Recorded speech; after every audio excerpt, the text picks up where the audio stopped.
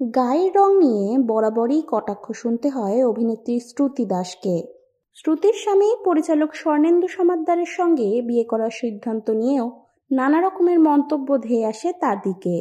অনেকেই কটাক্ষ করে বলেন, কাজ পাওয়ার আশায় পরিচালক স্বর্ণেন্দুর সঙ্গে সম্পর্কে জড়িয়েছেন শ্রুতি। তবে সম্প্রতি এক সাক্ষাৎকারে অজানা গল্প জানালেন অভিনেত্রী। শ্রুতি জানান, প্রথমবার তাকে সিরিয়ালের সেটে দেখে স্বর্ণেন্দুও নাকি মুখ ভার করেছিলেন।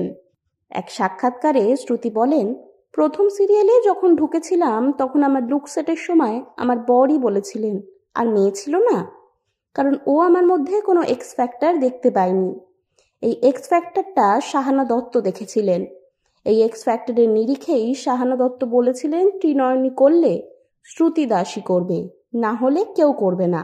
শ্রুতি দাস তার প্রথম ধারাবাহিকের অভিজ্ঞতার কথা জানাতে গিয়ে বলেন, সেই সময়ের এক রূপটান শিল্পী তাকে গায়ের রং নিয়ে তীব্র কটাক্ষ করেছিলেন।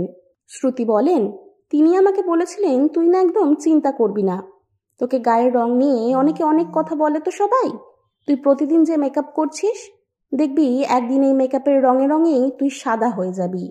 আবার দেশের মাটি ধারাবাহিকে কাজ করার সময়ও অন্য এক মেকআপ শিল্পীর কটু মন্তব্য শুনতে হয়েছিল শ্রুতিকে।